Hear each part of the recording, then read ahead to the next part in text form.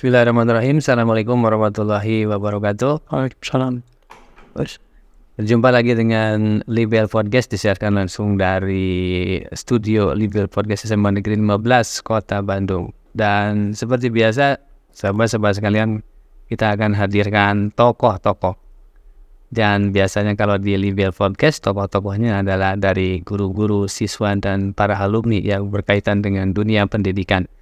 Sengaja saya hadirkan ini supaya podcast ini memberi warna bahwa ciri khas Libel Podcast ini adalah tokoh-tokohnya adalah anak-anak.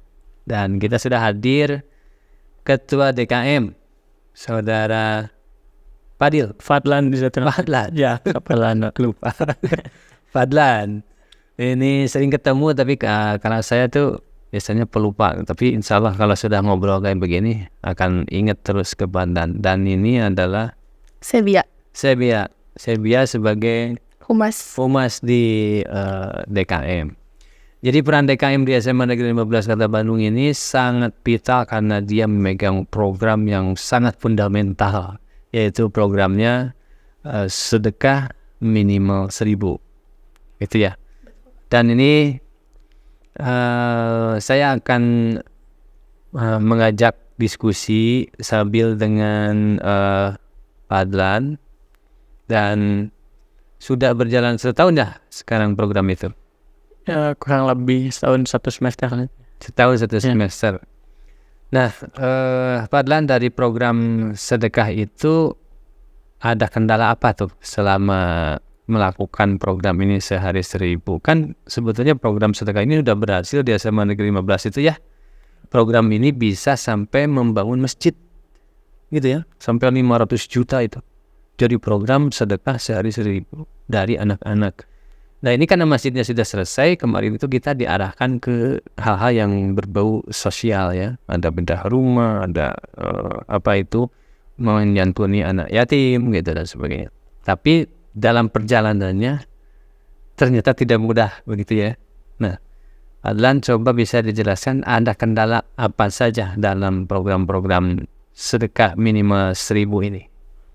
Untuk kendalanya mungkin kesadaran anak-anaknya itu apa ya, akan manfaat dari sedekah itu, dan mungkin anak-anak itu belum bisa memahami bahwa sedekah itu bisa membantu sesama manusia lagi seperti itu Pak. Jadi untuk mengeluarkan uang hanya 1.000 untuk sedekah itu masih sungkan mereka tuh, masih agak sulit. Jadi kendalanya tuh ya itu tadi Pak, di anak-anaknya, kesadaran anak-anaknya mengenai sedekah itu. Itu. Kemarin itu kan ada program sedekah ini sudah dikerjasamakan dengan pihak ketiga ya, yang ada kalengnya itu kan. Ya Pak. Nah ini juga berjalan atau tidak, gimana?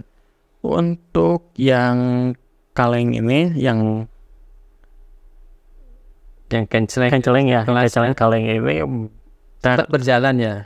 Ada berjalan juga, bekerja sama dengan MPK dan OSIS untuk pelaksanaan di lapangannya seperti itu Pak. Tapi hasilnya maksimal nggak dari kenceleng dengan sedekah kenceleng itu? Akhir dibuka tuh emang agak ini Pak, kurang maksimal sih untuk hasilnya. Tapi ada tapi untuk hasilnya emang. Seminggu dapat berapa tuh dari situ? Seminggu tuh bisa dapat sekitar ya 200-an ada. Dari jumlah 36 kelas ya? Iya, 36. Oke. Anda sebagai humas ya, apa peran Anda nih ketika si program SMS ini mengalami kendala? Apa di kehumasan Anda menyampaikan program ini kepada anak-anak atau bagaimana? Ya sebenarnya kan program itu tuh udah digembar-gemborkan, termasuk sama Bapak juga setiap salat duha. Nah mungkin kalau menurut saya tuh kendala kenapa anak-anak tuh masih sulit untuk melaksanakan program SMS itu tuh karena tujuannya Pak, mungkin kayak tujuan dari SMS itu tuh siswa-siswa tuh belum benar-benar paham tentang kenapa sih kita tuh harus ngelaksanain SMS, kenapa kita harus ngelaksanain program ini sih Pak. Itu tuh saya dengar dari teman-teman juga kan, teman-teman tuh pada bilang dan pada curhat ke saya tentang ya kendala tentang program ini sih Pak. Jadi artinya tidak berjalan itu karena tujuan anak itu. Ya betul. Terus uangnya dikumpul mau dipakai apa gitu. Nah, Nah, Iya. ini kan sempat uang ada terkumpul ya, sekitar berapa 200.000 gitu, 400.000. Itu dipakai apa uang itu? Apakah kan Bapak menyampaikan dengan waktu itu ketika masuk dengan OSIS, pokoknya dana SMS itu kita akan gunakan arahnya ke kegiatan sosial. Nah, kegiatan sosial yang nantinya akan dikemas, direkam oleh kita, kemudian menjadi konten-konten inspiratif yang nanti diupload di YouTube sekolah. Kan arahnya ke situ. Ya, maka kemarin itu padahal saya minta dana yang sudah terkumpul itu, yang sudah dilakukan untuk kegiatan sosial apa saja, ada nggak? Walaupun kecil-kecil juga ada dia. kegiatan sosial belum ada sih Pak, untuk seperti penyebaran hasilnya itu belum ada. Belum. Ya, hanya pengumpulan dana lalu didata seperti itu. Nah, padahal dananya kan udah ada kan? Ya, Nah, dananya ini masih belum digunakan atau gimana? Itu tuh kalau setahu saya itu tuh dana-dananya tuh biasa kita pakai untuk kayak Jumatan, kan kalau Jumatan tuh suka ada Jumat berkah. Nah biasanya kita suka beli barang-barang atau kayak makanan-makanan lalu kita bagikan ke siswa-siswa lain yang sholat Jumatnya di SMA 15. Nah, itu kan baik juga sosial kan? Ya jadi belum disebarluasinya tuh belum secara luar eksternal sekolah gitu. Jadi paling di internal sekolah gitu. Terus ketika teman-teman kamu bertanya bahwa untuk apa sih SMS ini, kamu menjelaskan nggak ke teman-teman? Ya jelasin sih Pak, cuman saya jelasinnya yang sepaham saya juga. Kalau Kan memang penjelasannya menurut Bapak simpel-simpel aja kan, tujuannya untuk kegiatan sosial. Artinya DKM harus bisa meyakinkan kepada anak-anak bahwa kalau uang yang terkumpul itu akan kita gunakan bersama untuk kegiatan sosial. Kan seperti itu sebetulnya. Nah, selain itu kendalanya apa lagi nih? Selain kesadaran, tapi kan duit yang masuk ada tuh. ya ada. Artinya ketika masuk duit 400.000 itu kan bisa dikemas oleh kita untuk digunakan kegiatan sosial. Yang penting justru mungkin gini, kenapa anak-anak bertanya untuk apa sih uang SMS itu? Karena mungkin di DKM belum ada wujud nyatanya, belum bisa mengolahnya. Nah sekarang rencana ke depan nih, Anda punya waktu berapa lagi? Sekitar berapa bulan ya? 3-4 bulan lagi Pak. 3-4 bulan. Sama dengan Anda. iya Kepengurusan Anda berarti 3-4 bulan lagi. betul. Untuk membuktikan, untuk memberikan dasar, kan nanti Anda akan ada terjadi kepengurusan regenerasi, Ya, supaya kamu bisa confident bahwa ini tolong amanat dari kepengurusan saya, program ini harus tetap dilanjutkan. Nah, kamu punya waktu 4 bulan. SMS ini mau digimanain? Rencana nih. Dadak-dadakan aja kamu sekarang. Pokoknya artinya targetingnya adalah tadi harus ada kegiatan sosial sekecil apapun. Hanya walaupun Pak saya dapat 100.000 duit. Nah ini rencana gimana ke depan? akhir kita ngelakuin ini ya, kayak bakti sosial gitu mungkin Pak, dengan biaya yang sudah ada, dengan dana yang sudah terkumpul. Saya punya ide gini, bakti sosial itu tidak harus dalam bentuk misalkan anak yatim, panti. Artinya kalau kita kreatif bisa saja nanti salah satunya ke anak yatim. Saya punya ide gagasan gini, jadi Anda untuk bersedekah juga harus kreatif. Mungkin dikasih konsep begini, jajan rombongan. Jadi kalau kita punya sekitar 200.000 ya, dipecah 10.000 berarti kita ada 20 orang deh. Itu suka ada pedagang-pedagang kaki lima kan, yang modalnya itu hanya berapa. Terus kalau kita beli 200.000 habis dan gitu. Nah carilah. Itu cuma modal 200.000, ini anak 1.200. Saya bilang dengan 200.000 mah satu kali tindakan sekarang sehari 200.000 dapat ya. Lalu kita bisa cari apa itu si objeknya, mana yang kita bantu. Misalkan ada pedagang apa di SD kalau Anda lewat di SD kan ada pedagang gulali ya. Berapa tuh? Itunya modalnya. Mungkin dibeli 200 saja habis itu juga. Tapi kita beli gitu lah. Satu orang beli ada 20 orang jadi beli 5.000-an ternyata diborong habis gitu. Padahal kita udah setting. Nah ini saya menuntut kepada anak-anak itu di saat abad 21 ini kita harus kreatif. Siap tidak Anda menerima tantangan ini?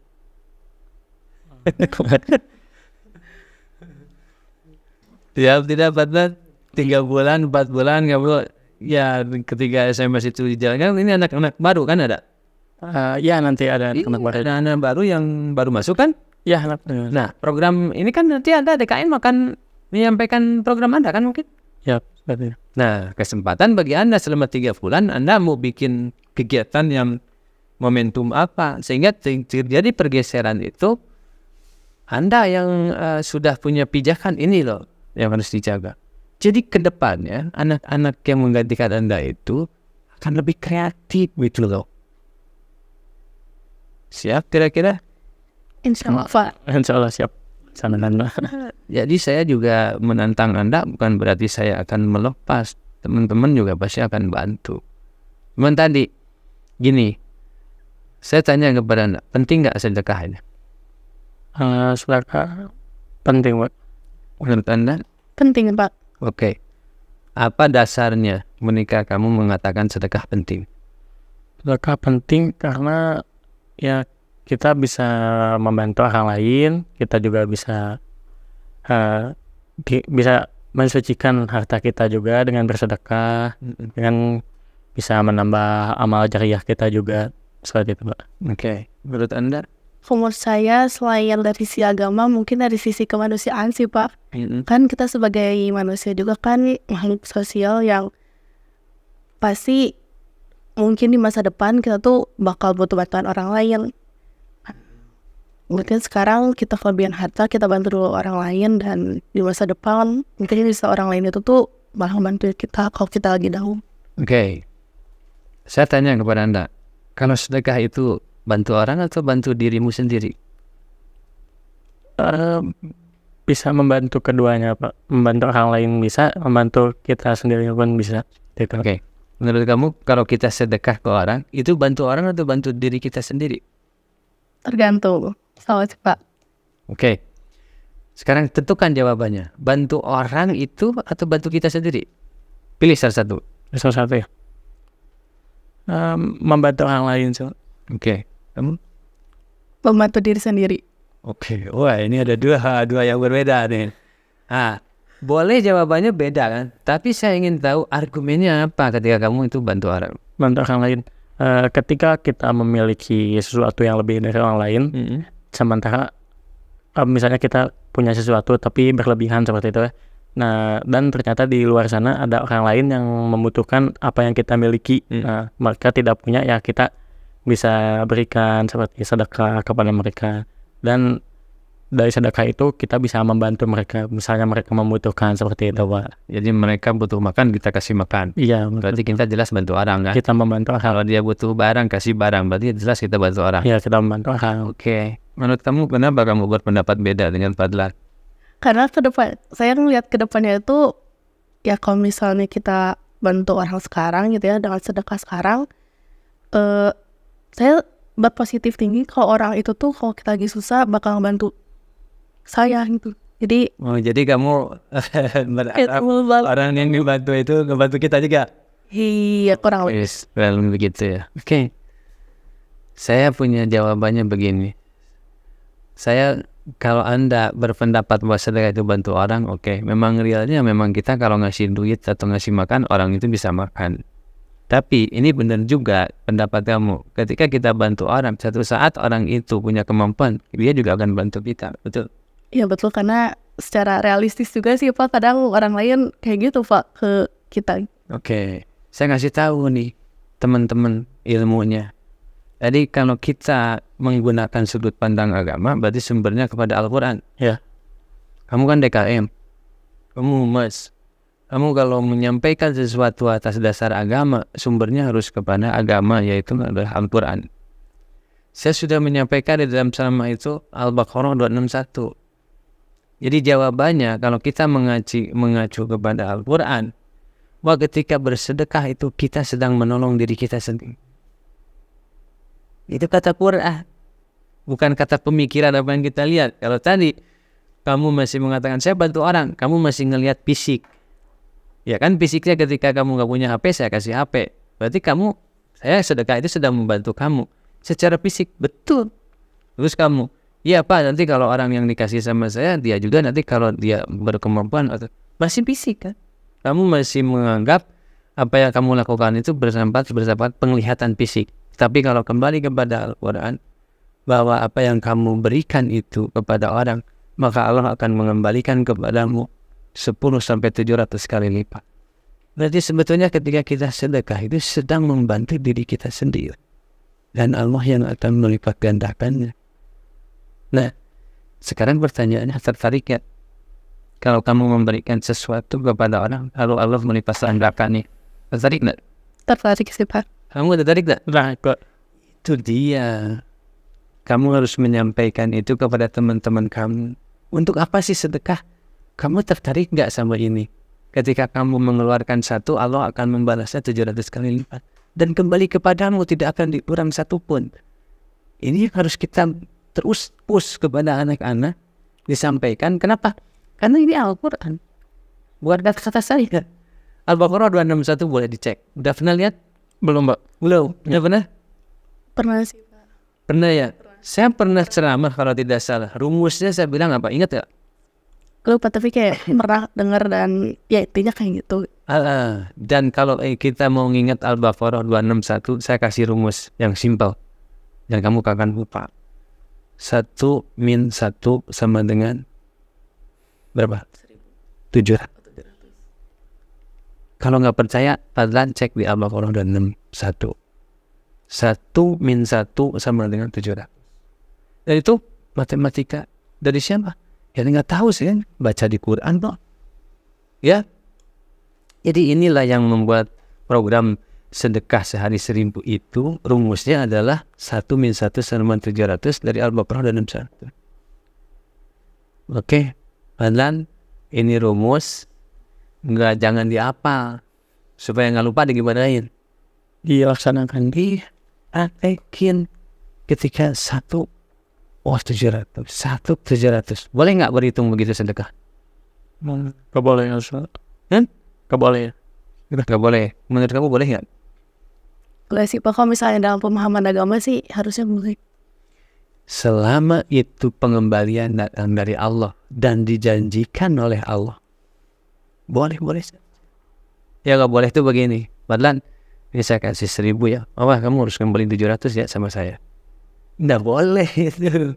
Tapi kalau misalkan saya berhitungnya dengan Allah, ya Allah berkahi saya, dan itu janji Allah 700 kali lipat.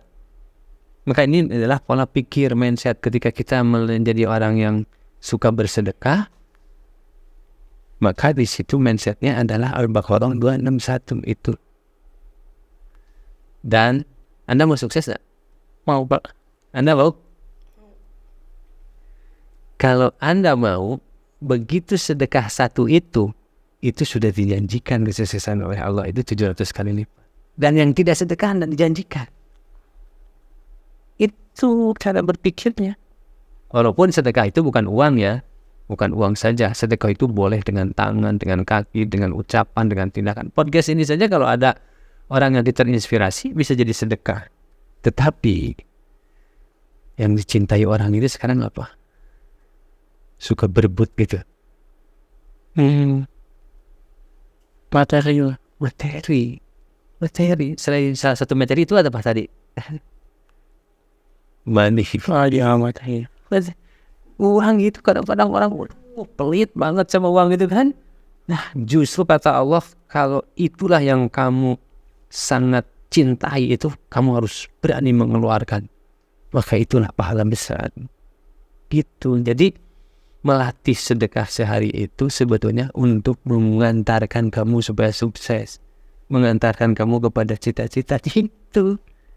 Jadi sedekah itu bukan bantu orang, paham? Ingat, kalau kita pegang Al-Quran, sedekah itu bukan bantu orang, tapi sedekah itu sedang memperbaiki diri dan sedang membangun cita-cita kita sendiri. Istilahnya kita membeli di jalan Allah gitu. Nah ini mah, oke, punya waktu sekitar berapa? 3-4 bulan. Ya. Pokoknya gini lah, Fadlan. Kita nih saya ngajarin kepada anak, kalau Anda punya cita-cita setinggi langit, maka pasti dimulai kalau itu naik ke langit ada 10.000 tangga. Itu pasti kamu mulai dari tangga yang ke-1. Paham maksudnya? Maksudnya apa jadi gini? Dari mana-mana ya, kita dari dasar mulainya, Pak. Iya, dari dasar. Terus dari mana lagi? Mulai dari hal kecil. Iya dong. Mulai dari hal. Semua juga yang tinggi 1.000 tangga ke sana itu mulainya dari yang kecil dulu. Makanya kalau kamu ini dari 1.200 anak ngumpulin duit, cuma dapat 50.000. Yang mulailah sedekah dari 50.000. Dikemas. Apakah beli permen, bagi-bagi ke anak TK atau masuk sedekah sih kan? Tapi itu direkam, kemudian di-report, dilaporkan oleh teman-teman. Ini sedekah kita 50.000 ini sudah saya sedekahin, nih dokumentasinya. Itulah orang-orang terpercaya. Nabi Muhammad kan dulu orang terpercaya. Ya. Kalau dikasih duit diamanahin ya dia sampainya. Kalian juga sedang dilatih untuk menjadi orang-orang amanah. Teman-teman ngumpulin duit 100.000, kamu manahin 100.000. Gitu. Dan siapa orang-orang yang terbaik di muka bumi ini? Di Indonesia butuh banyak siapa coba? Sekarang di Indonesia butuh manusia yang banyak, manusia yang bagaimana? Yang jujur. Iya, yang jujur dan amanah. Makanya saya latih kamu dikasih duit atau sedekah, sok si jujur. Nanti dipakai nggak untuk kegiatan sosial? Latihan paling. Oke. Terakhir pertanyaan, ketua DKM? Iya. Jabatan bukan? Ya, jabatan. Humas jabatan bukan? Jabatan. Dipilih kamu oleh teman-teman? Ya, dipilih. Dipilih. Allah tahu nggak kamu punya jabatan DKM? Pasti tahu. Tahu. Kalau jabatan ada tugasnya nggak? Tanggung jawabnya nggak? Pasti ada, Pak. Ada, Pak. Hati-hati. Jadi kalau kamu menjadi ketua DKM, kalau tidak melaksanakan, dihitung nggak sama Allah di akhirat? Itu. Dihitung, dihisap. Berarti gimana? Kalau sekarang kamu sudah jadi ketua DKM, Mas, terus bagaimana? Laksanakan kewajibannya. Dengan penuh tanggung jawab. Bisa-bisa kita masuk neraka gara-gara dari ketua DKM gitu. Dari humas gitu ya. Jadi kepala sekolah gitu. Saya sudah luar biasa ini. Diancam. Pasnya harus bertanggung jawab. Tapi hati-hati. DKM, humas, mentang-mentang gak ada duitnya, alah Pak kerjanya juga asal. Dihisab loh di akhirat. Betul? Betul. Nanti kalau kamu ditanya, kamu punya jabatan? Bapak saya mah rakyat. Bohong, kamu dulu pernah jadi ketua DKM. Programnya nggak jalan. Bener nggak? Ya, Pak. Oke. Jadi sekarang mindsetnya berubah. Jadi jabatan itu jangan dilihat dari posisi kedudukan di negara, apakah ada duitnya atau tidak. Tapi selama Anda dipercaya oleh teman Anda dipilih oleh teman-teman Anda, itu adalah amanah. Dan amanah itu jabatan adalah tanggung jawabnya kepada Allah. Ya. Betul? Betul, Pak. Ya, hati-hati nih. Makanya nih udah podcast ini kamu dicatat oleh Allah selama 3 bulan. Oke, sekecil apapun kerjakan. Yang penting ketika ditanya, kamu ngerjain nanti di akhirat itu, kamu ngerjain nggak program? Ngerjain ya Allah, cuma 50.000 perak. No problem, Allah nggak lihat besar dan kecilnya kan? Oke, itu yang bisa Bapak gali dari kalian semua. Terima kasih atas kesempatannya ya. Dan ini akan ditonton oleh teman-teman atau keluarga. Nggak apa-apa? Nggak apa-apa. Ya, Pak. Oke, sekarang kamu kasih statement kepada teman-teman kamu untuk menyukseskan program kamu di DKM itu yang selama kurang lebih 3 atau 4 bulan lagi, apa yang mau kamu sampaikan? Oke. Ya, dari hasil percakapan tadi gitu ya, untuk teman-teman semua jangan sungkan untuk mensedekahkan sebagian hartanya, karena dengan kita mensedekahkan harta kita tidak membuat kita miskin, tapi malah bisa membuat kita mendapatkan kebaikan yang lebih lagi dari Allah Subhanahu wa Ta'ala. Gitu ya, Pak. Good point. Silahkan. Kalau dari saya, berapapun uang kalian yang kalian punya, pastikan kalian kalau misalnya punya lebih bekal, lebih baik kalian sudah sedekahin, soalnya mungkin nggak akan berguna bagi sekarang, tapi di masa depan mungkin uang yang kalian gunain untuk sedekah sekarang tuh bakal berguna. Entah itu dalam bentuk dunia ataupun di akhirat. Kalau di akhirat pasti tidak. Akhirat pasti tidak. Pasti. Makanya kalau ada sedekah Anda, dunia ini kadang dapat, kadang tidak, itu pemikiran Anda. Tapi kalau di akhirat pasti tidak. Pasti. Ini hidup ini ada kepastian kalau kita berpikir akhirat itu ada. Betul? Iya. Oke, mari kita sama-sama biasakan sedekah 1.000 sehari.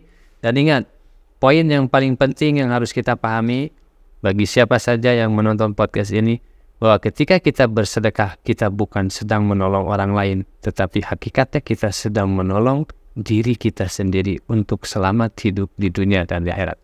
Demikian para pemirsa, terima kasih telah menonton, dan jangan lupa subscribe, like, dan komen untuk membesarkan YouTube sekolah, dan ini untuk anak-anak kita. Dan semoga ini menjadi YouTube yang diberkahi oleh Allah Subhanahu wa Ta'ala dan bisa memberi inspirasi kepada kita semua. Amin. Terima kasih. Bila itu topik, assalamualaikum warahmatullahi wabarakatuh.